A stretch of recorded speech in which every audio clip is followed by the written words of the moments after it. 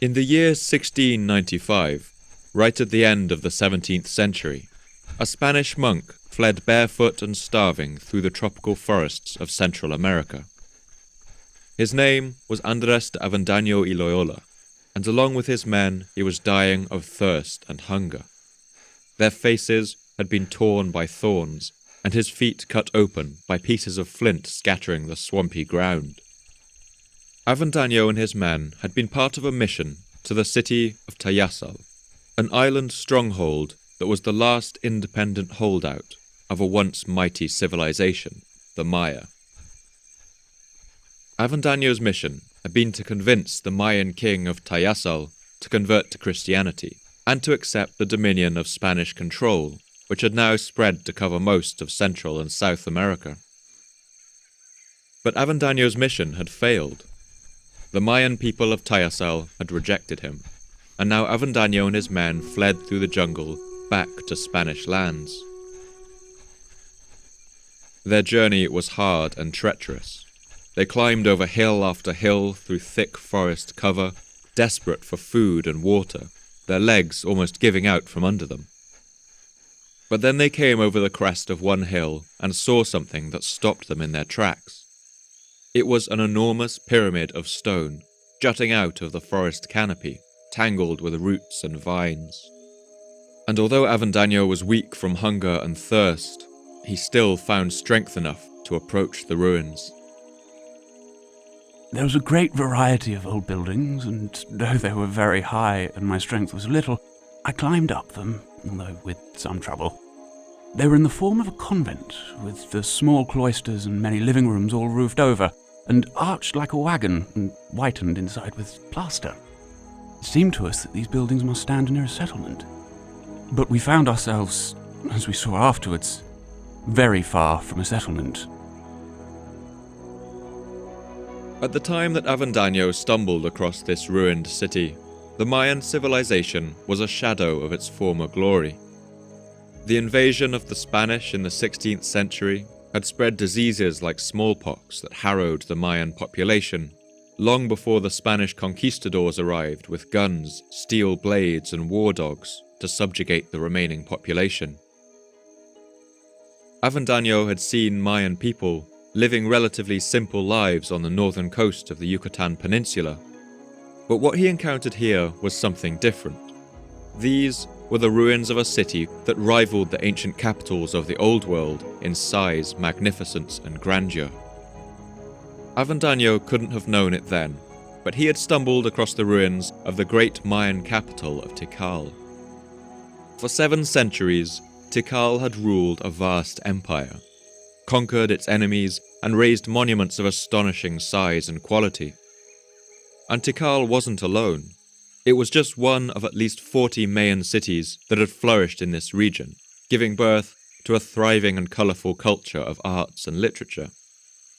And then, over 500 years before any European first set foot on the American continent, this complex society had collapsed. The great city of Tikal was abandoned, along with every single other city in the area. After this catastrophe, the forest swept in to reclaim the stones of Tikal. Its imposing pyramids were left to crumble one by one into the earth. And the story of exactly what happened is still one of humanity's greatest mysteries.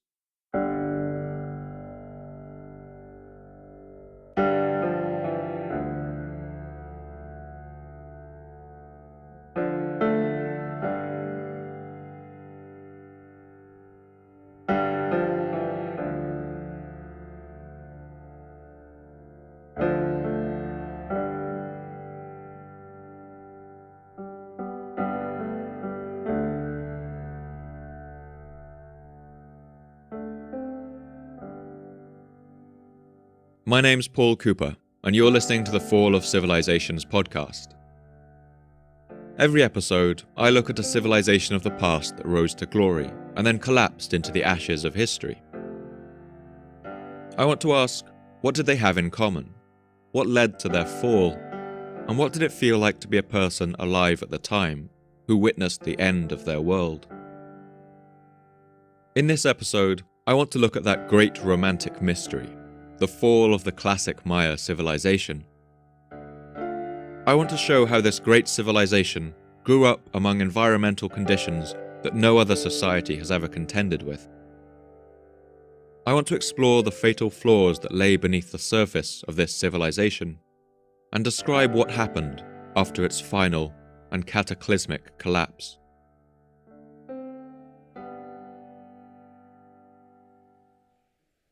Despite Avendaño's encounter with the ruins of Tikal, the legacy of the Mayan civilization didn't really capture the world's attention until the early decades of the 19th century.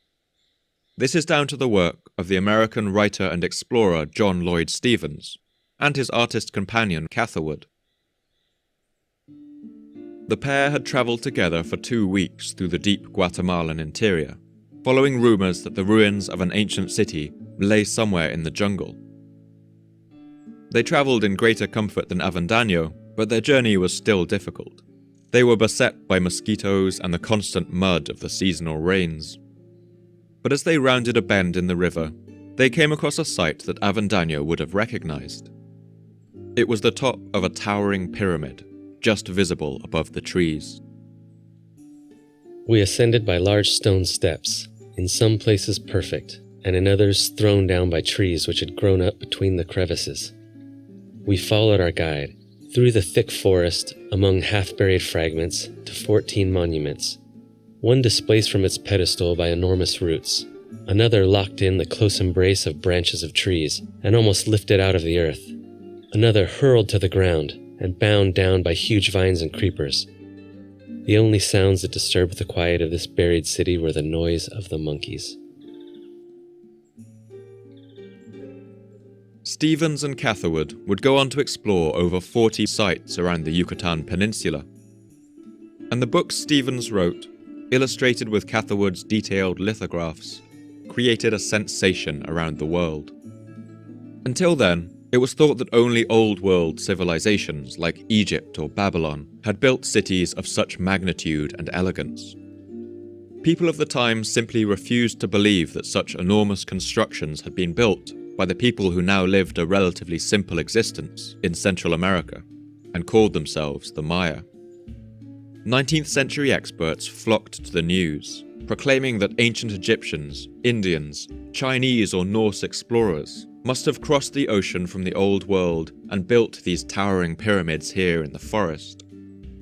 Some even suggested that they had been built by the mythical lost tribes of Israel, or even the inhabitants of Atlantis. But at the time, Stephens caused something of a stir. He was the person who had most extensively explored these ruined places, and he claimed that these cities were indeed the product of the Mayan people. Working our way through the thick woods, we came upon a square stone column, about 14 feet high and 3 feet wide on each side, sculptured in bold relief. These were works of art, proving that the people who once occupied the continent of America were not savages. Stephens insisted that these vast ancient cities had been built up over centuries by an advanced society indigenous to the New World. To him, these ruins told that story clearly enough. But of course, they also told another story. It was the story of a catastrophe that had few precedents in human history: the dramatic and wholesale collapse of an entire advanced society. In the romance of the world's history, nothing ever impressed me more forcibly than the spectacle of this once great and lovely city, overturned, desolate and lost, discovered by accident, overgrown with trees. It did not even have a name to distinguish it. Today, we do know the original Mayan names of some of these cities, and that's due to the tireless work of archaeologists who painstakingly decoded the Maya's written language. But before we dive into describing the collapse of the classic Maya civilization, I think it's worth pausing for a moment over how much of a miracle it is that any of this writing still survives. The Maya were a literate culture. They wrote on books made of bark paper or deer skin, using reed pens and conch shells as inkwells. They used a rich and complex system of hieroglyphics, similar to those used in Egypt, and it's the only true writing system thought to have ever developed in the Americas. The Maya used their writing in a sophisticated and often playful way. But after the arrival of the Europeans, the written language of the Maya was nearly eradicated. And we can place the blame for that tragedy at the feet of one particular villain, a sadistic and fanatical Spanish bishop called Diego de Landa. The span of de Landa's life neatly matches up to the Spanish conquest of Central America. In 1521, 3 years before he was born, the great Aztec capital of Tenochtitlan had fallen to the Spanish. And by the time the baby de Landa arrived screaming into the world, the Spanish had already conquered a large part of Mexico, enveloping it into a vast colonial territory that they called New Spain. And from there, the Spanish conquistadors, or conquerors, moved south into the densely forested lands of Yucatan, the lands of the Maya. And in the lands they conquered, the Spanish colonialists ruthlessly exploited the indigenous populations. One surviving Mayan text, the Chilam Balam, records how the Mayan people felt at the time. It was the beginning of tribute, the beginning of church dues, the beginning of strife with guns, the beginning of strife by trampling on people with horses, the beginning of robbery with violence, the beginning of forced debts. But the Mayan people, without steel or gunpowder, fought fiercely against their colonizers. So fiercely, in fact, that it took the Spanish 200 years to conquer them completely. As the conquistadors advanced into the Yucatan, the Maya fought guerrilla campaigns in the forests. Their fighters were protected only by padded cotton armor, armed only with stone weapons and flint spears, but they ambushed Spanish soldiers with great effectiveness and laid spike traps for the Spanish horsemen. And it was into this atmosphere of insurgency that Diego de Landa walked, a young man at the age of 25 when he first set foot in the New World. The year was 1549. De Landa was meticulous in his work. He kept detailed notes about everything he saw, about the Mayan culture, language, and society, and he did so in order to better identify its weaknesses. As a missionary, he soon earned a reputation for being fearless. He would often venture deep into the jungle, into areas that had only recently been conquered by the Spanish, where hatred of the Europeans was bitter. And perhaps it was this fearlessness that meant he was eventually put in charge of bringing the Roman Catholic faith to the Maya people. Until then, the Spanish had exempted the Mayans from the notorious cruelty of the Spanish Inquisitions. But the sight of Mayan people continuing to honor their old gods disgusted the new bishop, and de Landa soon announced the beginning of an Inquisition, the first of its kind in the New World. De Landa was brutal in his methods. He tortured countless Mayan people, hanging them from their necks as a form of interrogation. And in the midst of it all, he built a great bonfire in the center of one of the last Mayan cities. He gathered together all of the ancient books he could find, centuries of accumulated knowledge, writings on the history of the Mayan people, their study of mathematics, astronomy, poetry, and literature, and de Landa threw these into the fire and watched as they burned. He later wrote about this event in his memoirs. We found a great number of books containing these letters, and as they contained but superstition and the lies of the devil, we burned them all, which dismayed and distressed these people greatly. Only 3 Maya books are known to have survived this act. This ancient language was nearly lost completely.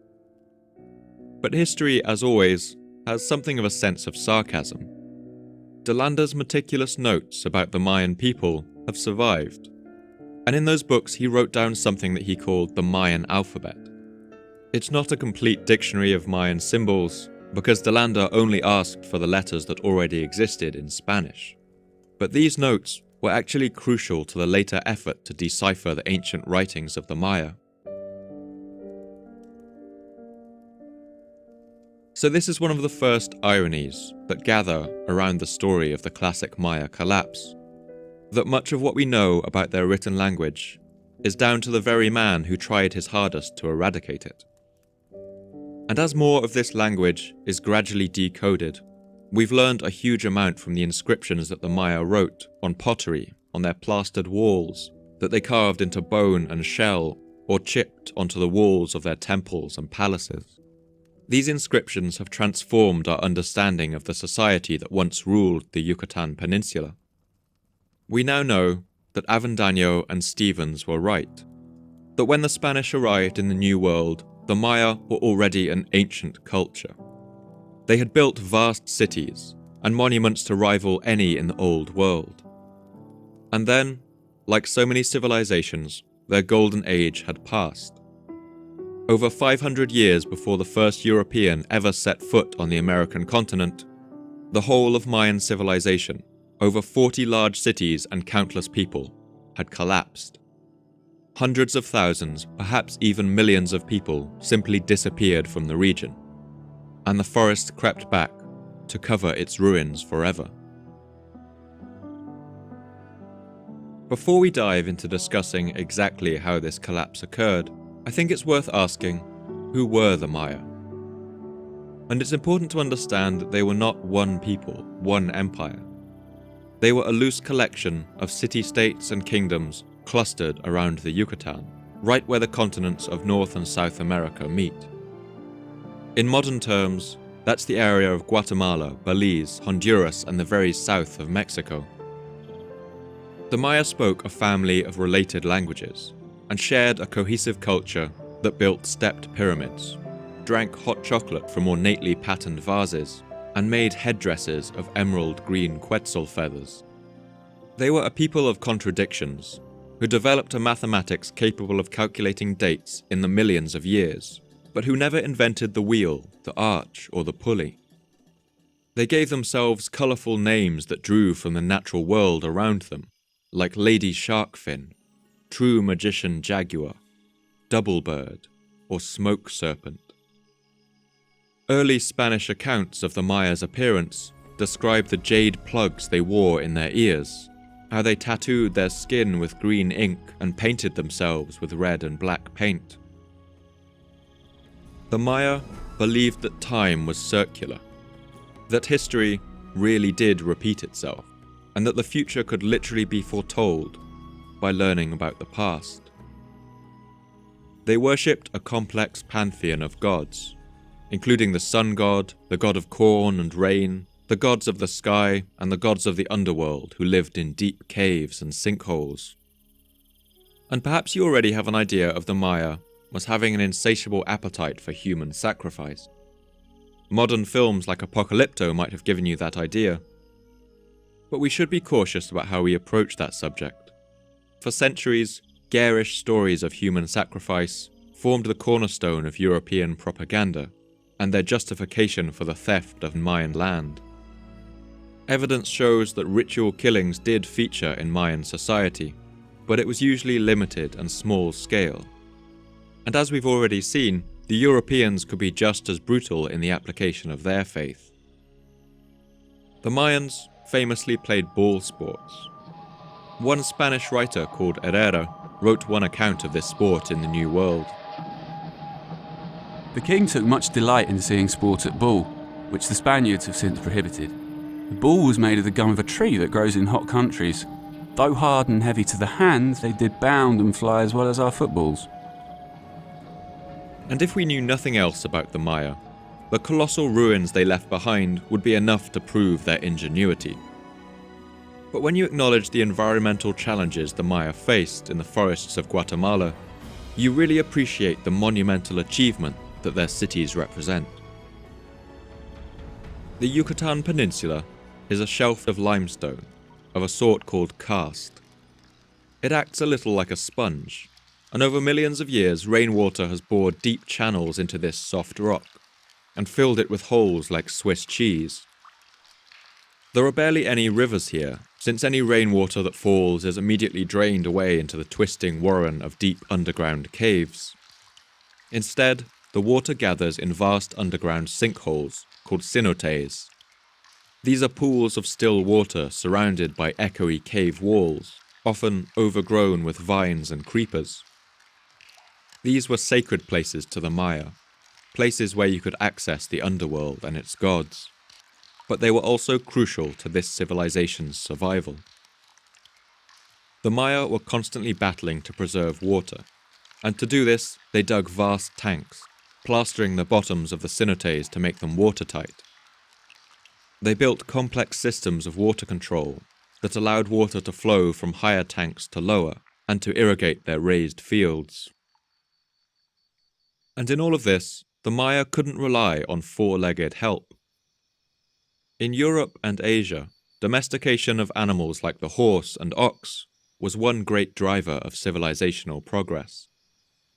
Even in the Andes, in Peru, Chile, or Bolivia, the presence of the llama allowed peoples like the Inca to carry heavy weights across long distances. But in the Maya lowlands, the only large animal was the shy and reclusive tapir, which they sometimes hunted for food. All transportation was done simply on human backs, using the simple technology of a strap that tied around the forehead. And another challenge was the inefficiency of Maya farming. Their staple foods like corn were very low in protein, and the harsh landscape meant that agriculture was a constant battle against the forces of tropical nature. The soil in Yucatan is very thin, sometimes only a few centimeters deep before you reach stone. It easily loses its fertility or becomes washed away. The Maya largely relied on slash-and-burn agriculture, hacking and burning the forest away in patches in order to grow a few rounds of crops, before letting the tropical forests rush back in to reclaim the land. And the storage of food was a problem too. In the humid environment of Guatemala and southern Mexico, it was difficult to store corn for more than a year before it started going moldy. And one final point before we move on is that for most of their history, the Maya were essentially a Stone Age society. Copper working began in Mexico in the 7th century, long before contact with Europeans, but it took several centuries to work its way down to the Mayan lowlands. The Maya never worked iron or mixed copper with tin to make bronze.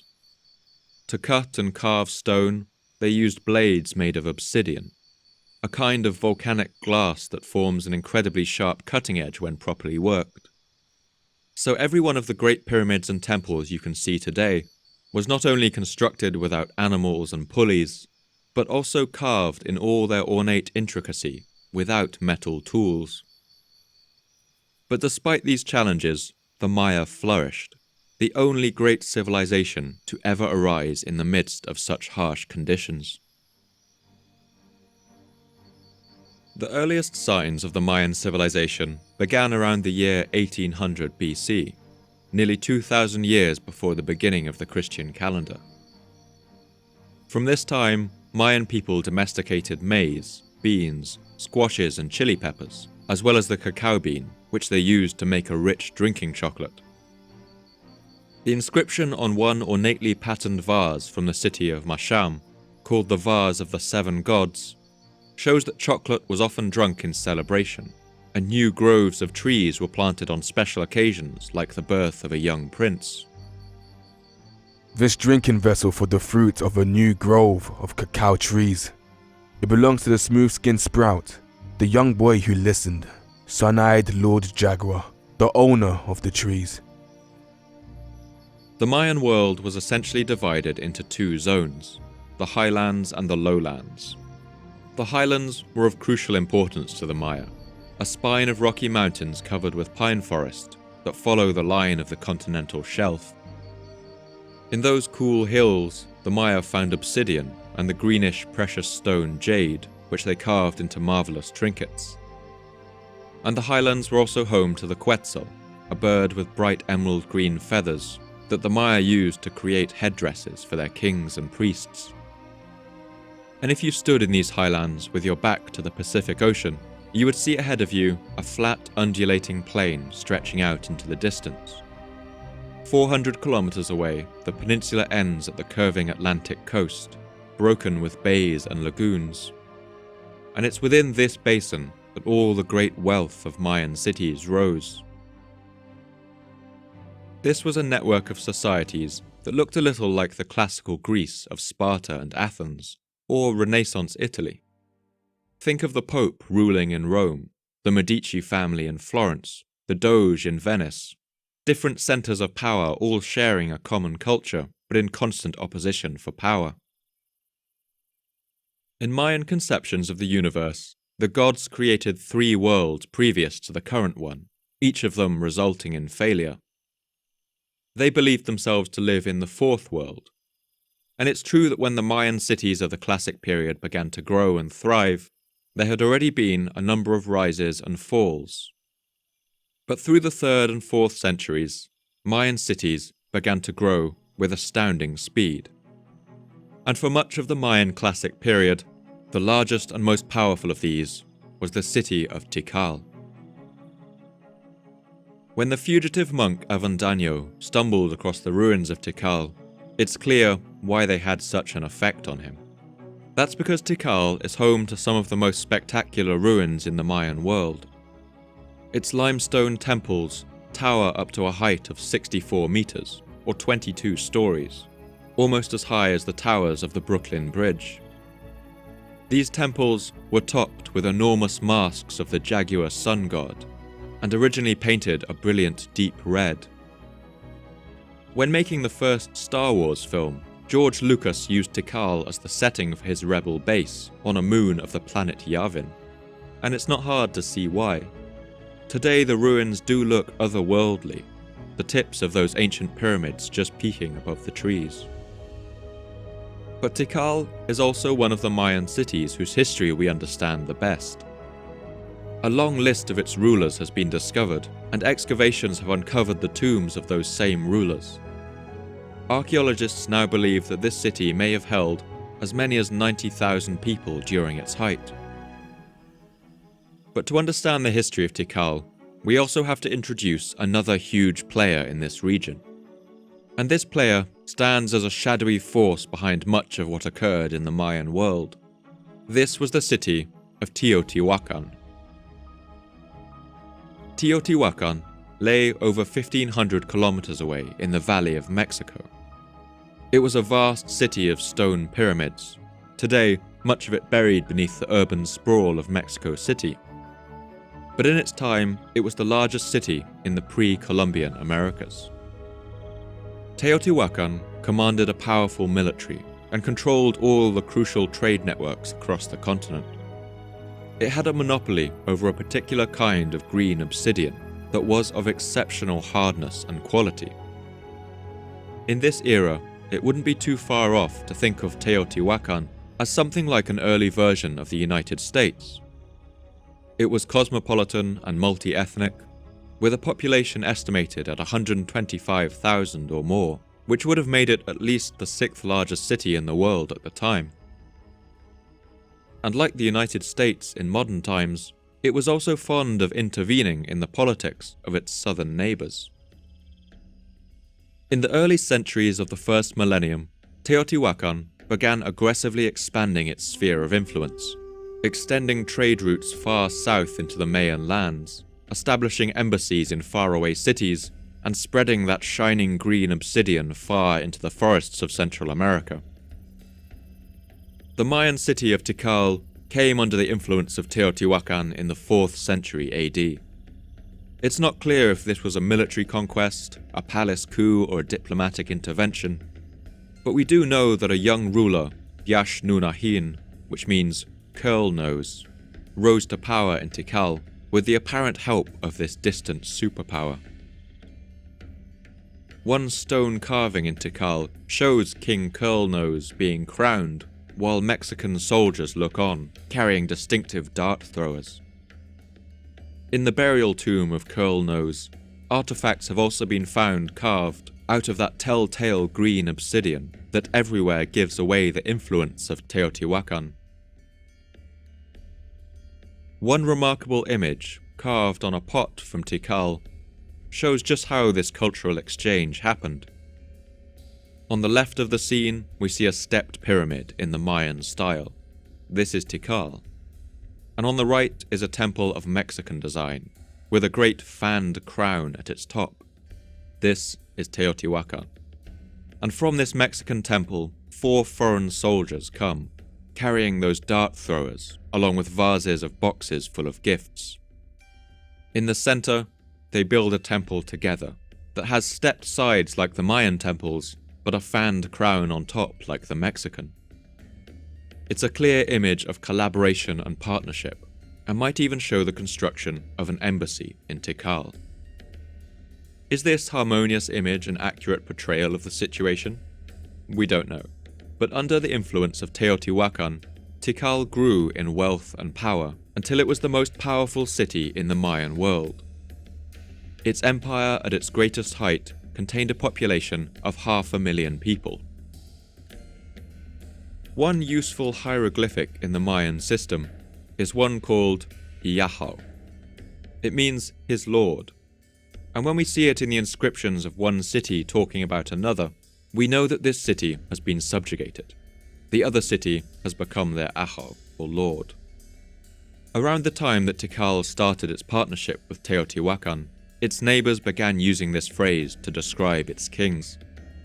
Tikal's soldiers fanned out across the Mayan world, armed with weapons made of that green Teotihuacan obsidian, and city after city fell under its banner.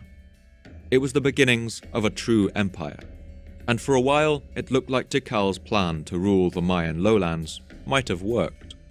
That is, were it not for one very important thing in their way. That's their great rival, the city of Calakmul. Calakmul was a city with a very distinctive character.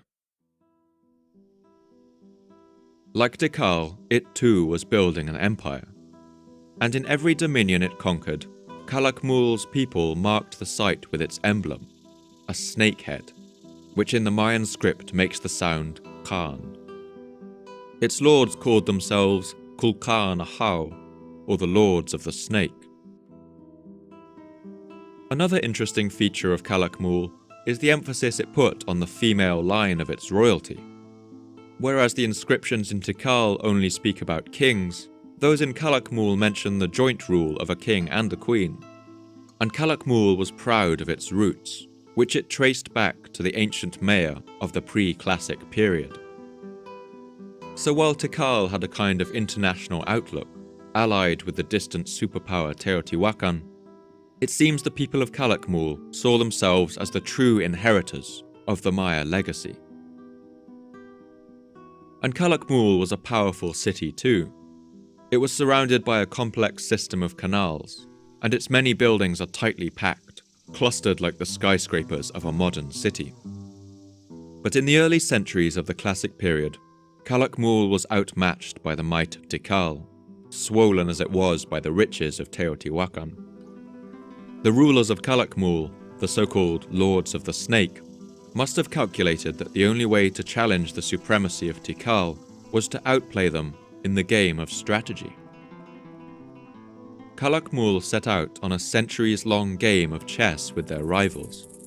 They slowly gathered the small states that surrounded Tikal into a network of allies, threatening Tikal's trade routes and supply lines, slowly suffocating it.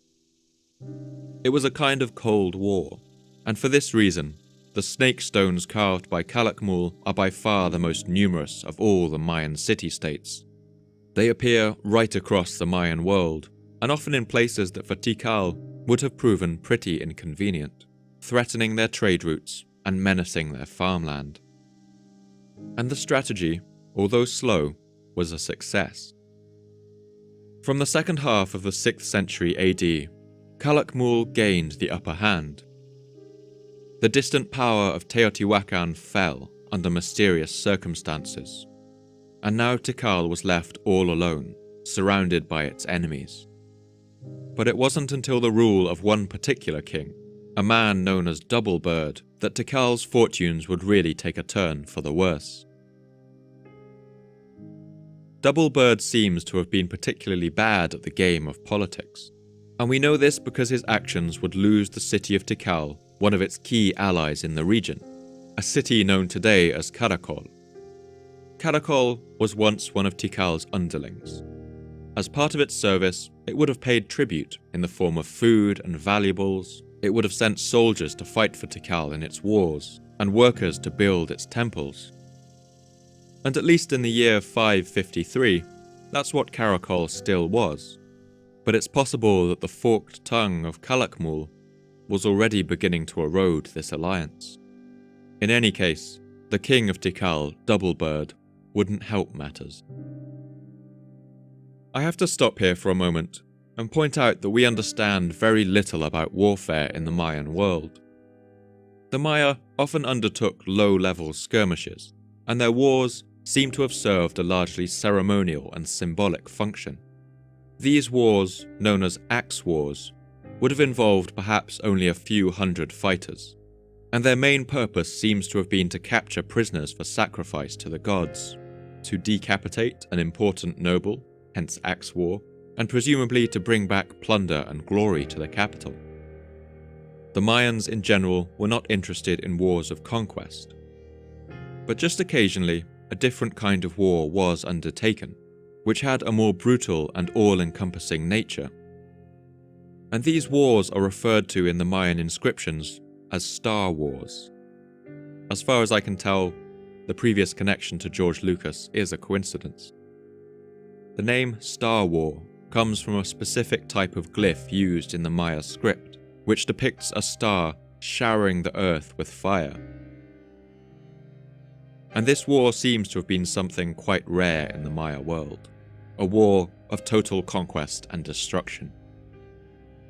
The inscriptions, as always, are hard to decipher, but it seems that in the year 556, the king of Tikal, Doublebird, embarked on an axe war, a low-level attack against his former ally, the city of Calakmul.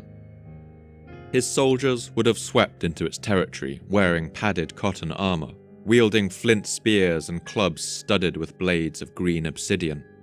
They would have burned villages inside Calakmul's sphere of influence, robbed anything they could get away with, and kidnapped a number of its citizens, who they would later have sacrificed at one of Tikal's temples.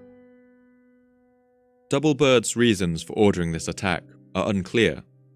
It could have been a way of punishing some kind of insult from Calakmul.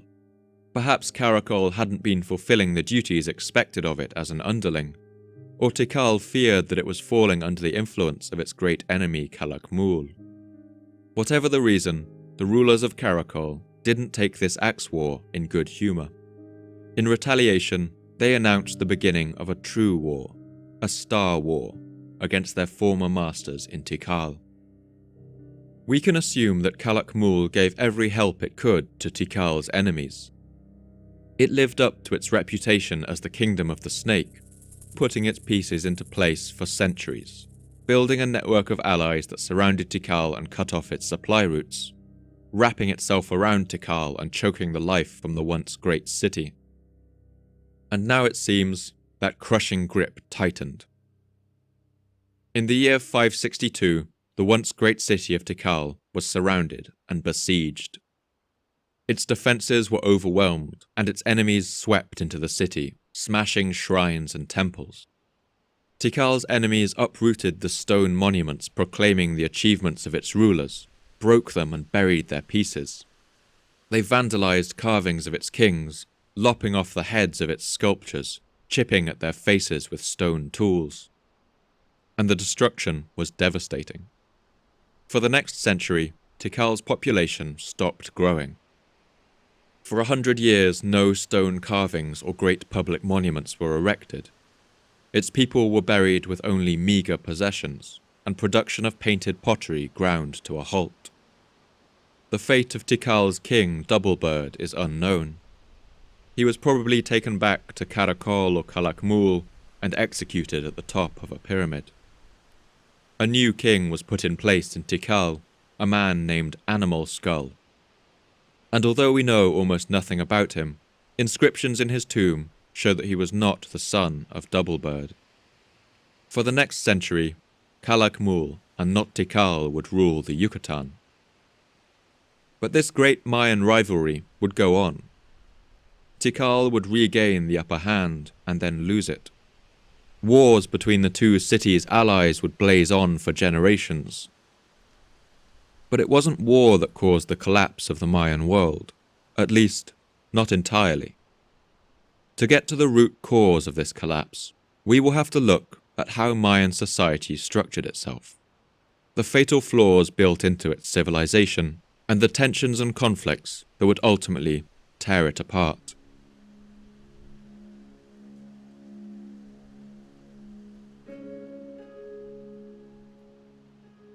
One way that we can track the progress of the Mayan collapse is by looking at the number of inscriptions they left. When times were good, the Maya erected new temples, palaces, and carved monuments. So we can see that around the year 500, as the classic Mayan period just got started, the number of dated monuments was quite low. In the city of Copan, for instance, there were only 10 built in the year 514. But as the years went by and Mayan society grew, the number of monuments in Copan skyrockets. It increased to 20 per year just a century later. And by the year 750, over 40 monuments were being constructed each year. But then the collapse set in. After this, the number of dated monuments begins to falter. Only 50 years later, in the year 800, only 10 monuments were built. And in the year 900, the construction of new monuments had ended. From the year 800 onwards, all across the Mayan lowland, these inscriptions start to die out, faltering like a failing radio signal, and then crackling out into silence. Each of these cities goes out one by one, like lights blinking out in the dark. The process began in the southwest, along the Usumacinta River. At the city of Bonampak, the last date of an inscription is the year 792. The city of Yaxchilan fell silent in the year 808. And from there, this wave of doom washed over the whole of the Maya lowlands. The great snake city of Calakmul went silent after the year 810, and Copan followed in 822. Tikal held out another 70 years after the fall of its great rival, but it too finally fell into the darkness in the year 889. The last Maya inscription of all, in the remote city of Tonina, comes in the year 909. And the strange thing is, none of these inscriptions give any sense that anything is wrong. There are no prophecies of doom or accounts of terrible events. Maya art doesn't decline either, but remains elaborate and highly skilled to the end. So what happened? How could this vibrant and powerful culture collapse so suddenly and so completely, leaving not a single warning behind? As with the fall of any civilization, the collapse of the Maya wasn't a simple event. It's hard to point to any one cause and form a simple, one thing leads to another narrative. All of the environmental stresses we discussed earlier meant that to succeed in such a harsh landscape, Mayan society, like any society, had to accumulate a number of stresses and imbalances. Under extreme stress, these would form into fractures, and with sufficient pressure they would splinter along the whole length of their world. Of these stresses, surely the most pressing was the capacity of the Maya to feed their booming population. In order for any society to work, farmers need to produce enough food to feed themselves, and also enough to feed all the people in the society who aren't farmers. The soldiers and carpenters and masons, and of course the king and all his nobles. In a hyper-efficient modern economy like the United States, less than 2% of the population work on farms. Each farmer in America feeds over 150 people as well as themselves, freeing up a huge proportion of the population to do other things. But for the Maya, who used slash-and-burn agriculture and grew low-protein crops, each farmer could feed perhaps 5 other people. And as the end of the 8th century neared, the Mayan population was booming. In Tikal, for instance, the population in the city centre was 65,000, with a further 30,000 in the outskirts. There were perhaps as many as 800 people living per square kilometre, and they began living in hastily constructed wooden buildings piled on top of one another. Today, when we walk through the spacious plazas and temples of the Mayan cities, it's hard to imagine that those empty, overgrown terraces were once teeming with dense residential populations. And as the population of the Maya lowlands exploded, the demands on its agriculture only increased. Another huge problem was deforestation. Because of what we've seen of the overgrown ruins of Mayan temples, we have a romantic idea of the Maya as a people who lived out their lives beneath the jungle canopy. But by the end of the Classic period, the Maya lowlands had been more or less completely deforested. Studies of pollen samples found in lake beds and swamps in the region show that by the end of the 8th century, hardly any forest remained in the Yucatan Peninsula. The Maya had cut down the trees not only in their cities, but between them as well. So if you stood on top of one of the great temples of Tikal or Calakmul around the year 800, you wouldn't see the thick forest canopy you see today. You would have seen houses and streets stretching out in every direction, and beyond that, people toiling in the fields. The Maya used some trees for construction, especially the extremely hard wood sapodilla, which is naturally resistant to termites. But most of the trees would have been used for burning.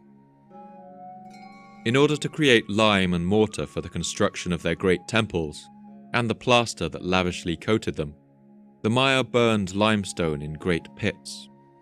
This intensive industrial process would have used up a great deal of the forests, and the forest land would then have been given over to agriculture.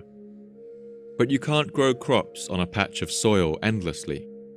The nutrients and minerals that plants depend on soon get depleted unless the soil is given time to rest. The Maya, just like slash-and-burn farmers today, must have understood that the soil needs to be given long fallow periods between growing. The ground needs to return to nature to regain its nutrition. But as the demand for food from the population increased, it's easy to imagine that the farmers were placed under increasing pressure. With the population growing, the rulers of these cities may have ordered their farmers to grow crops on the same soil again and again, with no fallow periods allowed. It would have been a short-sighted strategy that courted disaster in exchange for short-term gains. But at this point, the Maya may have had little choice. Another huge factor is the role of drought. As we've discussed, one of the greatest challenges the Maya faced was the collection and storage of water. And the climate of the Yucatan is such that variations in annual rainfall can be enormous. Droughts were a common fact of life, and in fact a large part of Mayan infrastructure was designed around planning for them and mitigating their effects. But every system has its limits. Archaeologists who've looked at sediment in the region estimate that in the year 760, the Yucatan Peninsula suffered its worst drought in 7,000 years. This was caused, it seems, by something the Maya would have appreciated all too well: the awesome power of the sun. As the Maya knew, the sun is a fickle god. The radiation it gives out is not constant. It's subject to variation, going through peaks and troughs. Ice cores taken in Greenland confirm that levels of solar radiation around this time reached lows that hadn't been seen for millennia. This caused a harsh, dry cold to descend over the northern hemisphere, and global weather systems shifted northwards. All the rain that arrives on the Mayan lowlands comes from the Atlantic on the trade winds, bands of air that move in predictable patterns across the Atlantic Ocean.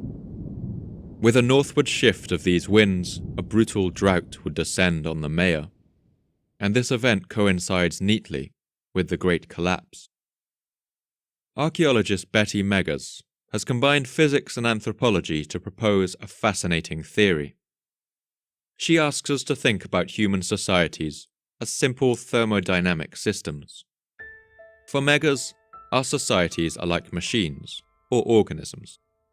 They require a strong, stable form of energy to flow through them, and she argues that this energy is what allows the system to organize itself into increasingly complex forms. Increased complexity allows greater collection of energy, and so the society grows. But if the strong flow of energy is cut off to a system, that system then collapses to a level of organization that can be supported with the energy that remains. She puts this theory in simple terms. If an increase in energy resources or their control results in increased cultural complexity, a decline in energy resources should result in a decline in cultural complexity.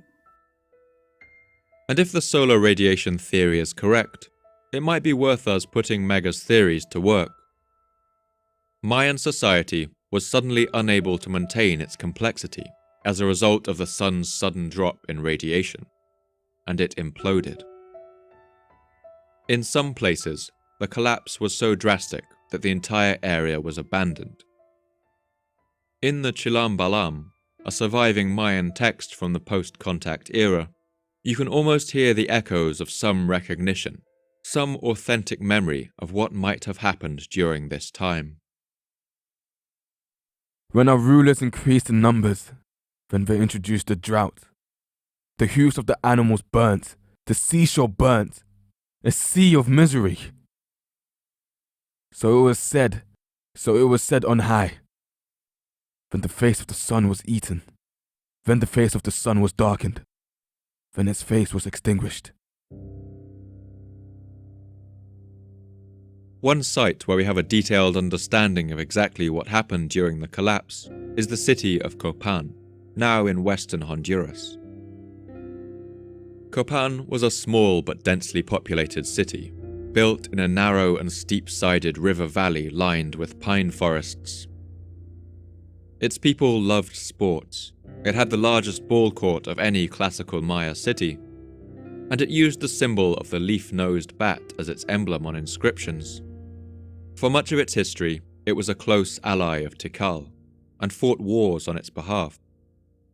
Copan was a trading outpost, perfectly positioned to profit from the trade in obsidian, jade, and quetzal feathers coming down from the hills. In the fertile alluvial silt of the valley floor, the Mayans could feed themselves on a thriving agriculture, growing their staples of corn, beans, and chili peppers. But the soil on the hills around Copan is less fertile.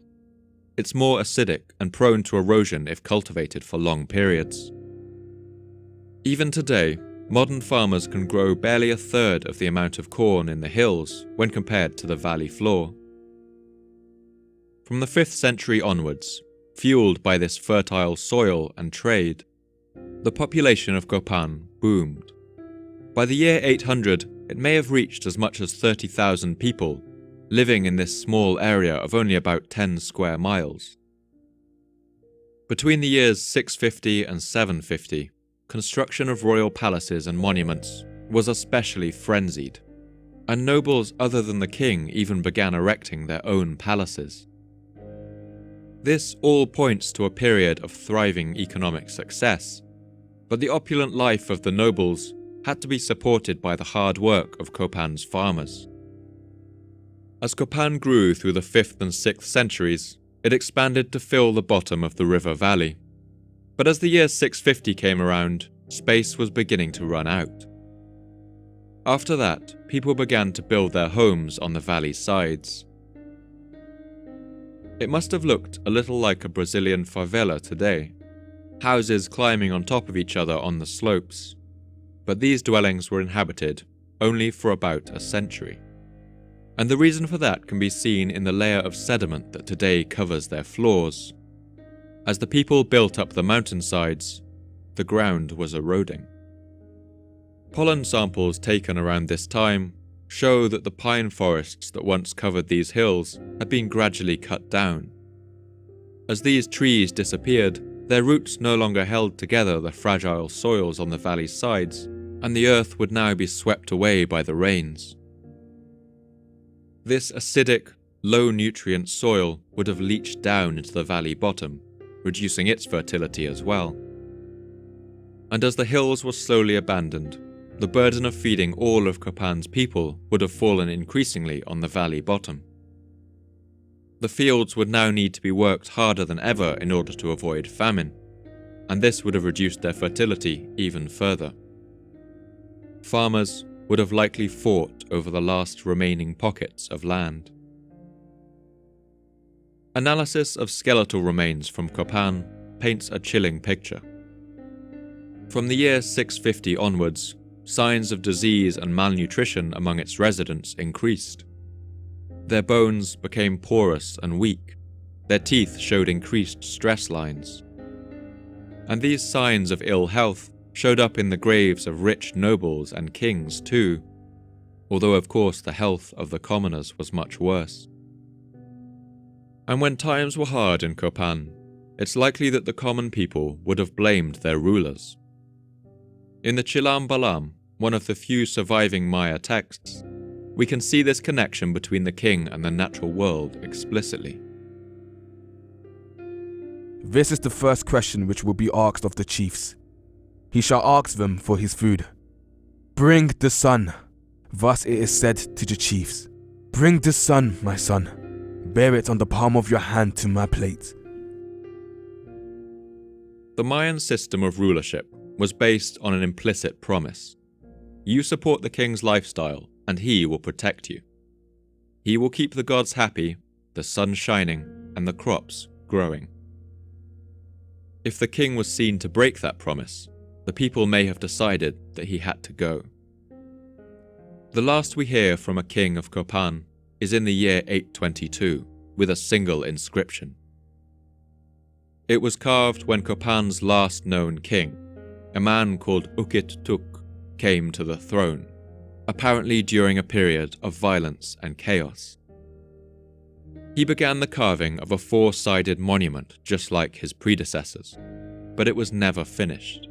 One side shows him being crowned, the next is half carved, but the remaining two sides are blank. It's as if the carver just got up one day in the middle of his job and left. Whoever Ukit Tuk was, he couldn't muster enough support to keep the idea of royalty alive. 3 decades later, in the year 850, the royal palace of Copan was burned, and history in that city came to an end. With the collapse of royal authority, a time of chaos followed in Copan. But the population didn't leave all at once. In the year 950, a full century after the burning of the royal palace, there were still roughly 15,000 people living in the valley bottom, about half the number at its height.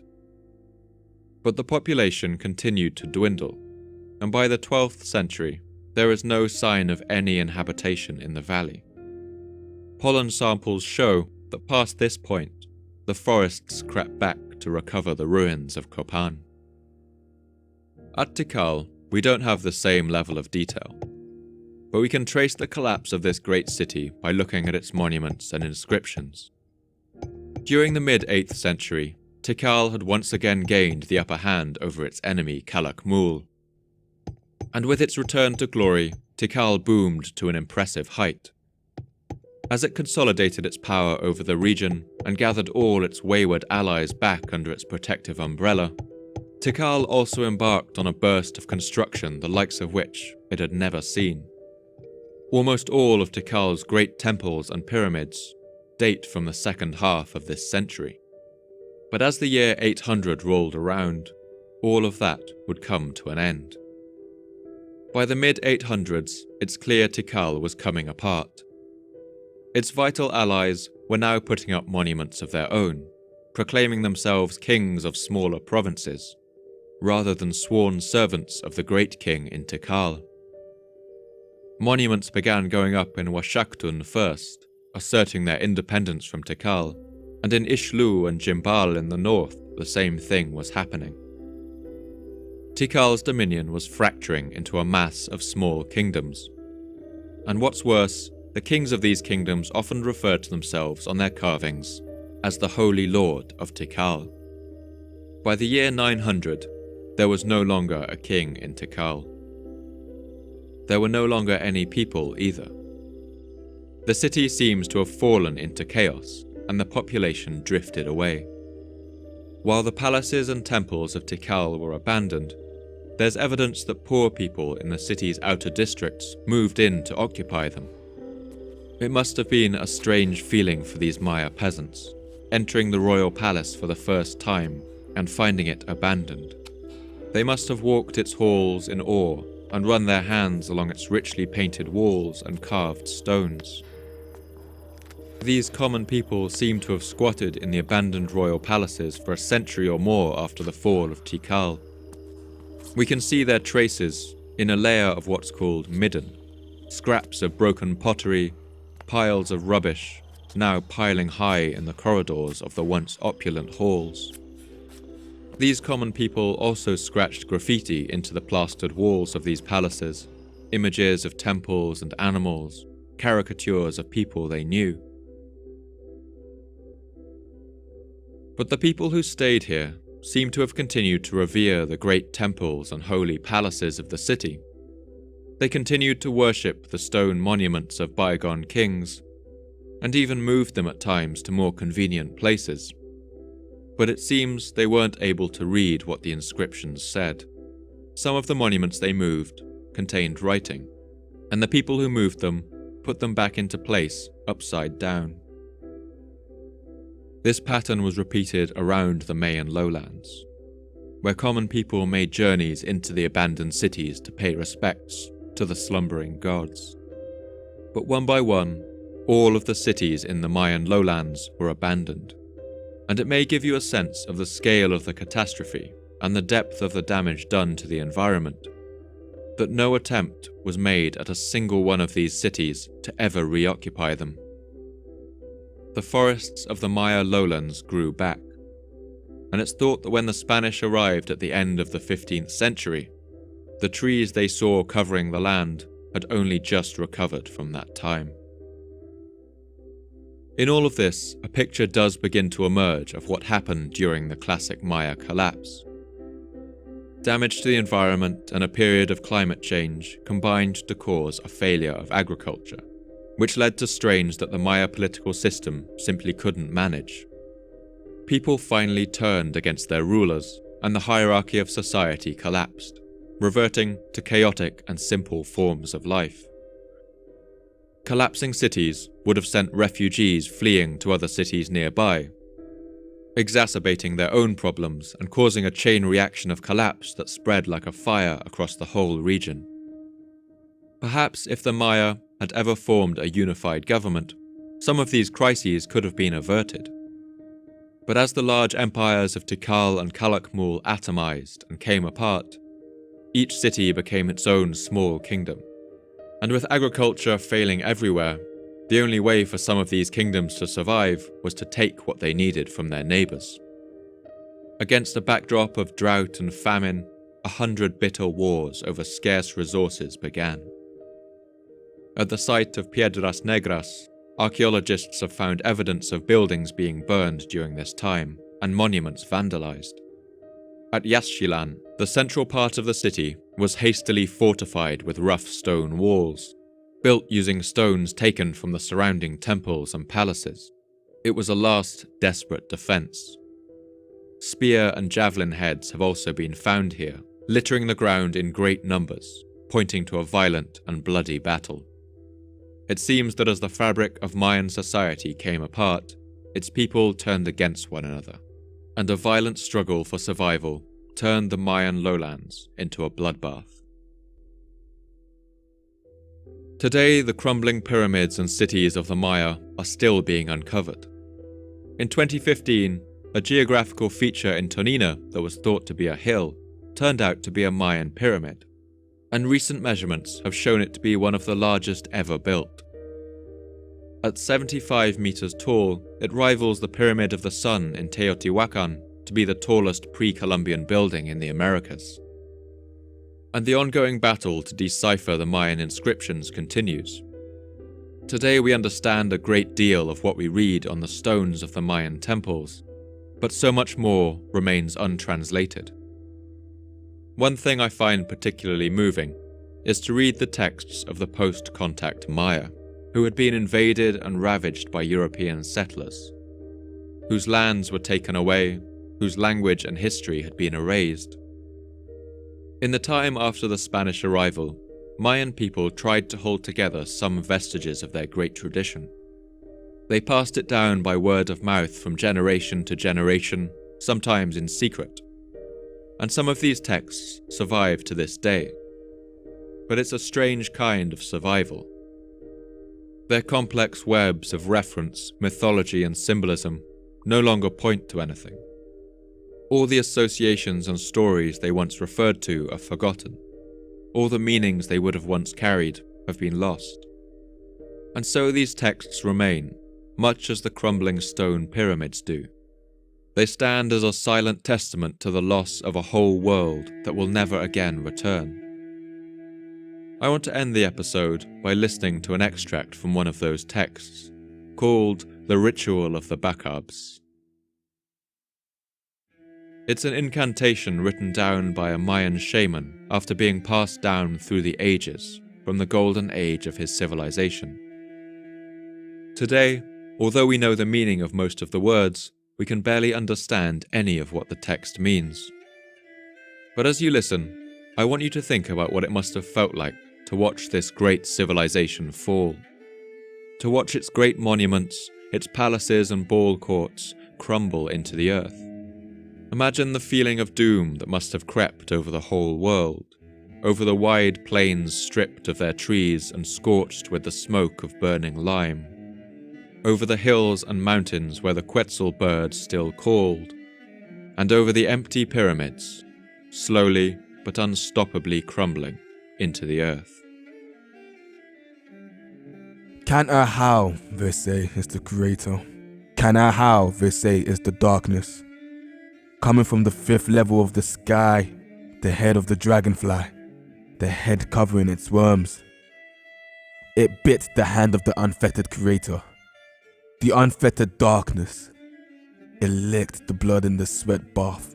It licked the blood in the stone hut. Now then, throw it to the demented creator, to the demented darkness. Thank you for listening to the Fall of Civilizations podcast. I've been Paul Cooper. I love to hear your thoughts and responses on Twitter, so please come and tell me what you thought. You can follow me at PaulMMCooper. And if you'd like updates about the podcast, announcements about new episodes, as well as images, maps, and to see behind the scenes, you can follow the podcast at fallofcivspod with underscores separating the words. This podcast can only keep going with the support of our generous subscribers on Patreon. You keep me running, you help me cover my costs, and you also let me dedicate more time to researching, writing, recording, and editing to get the episodes out to you faster and bring as much life and detail to them as possible. I want to thank all my subscribers for making this possible. If you think you can spare anything, please do head over to Patreon and support the podcast today. For now, all the best and thanks for listening.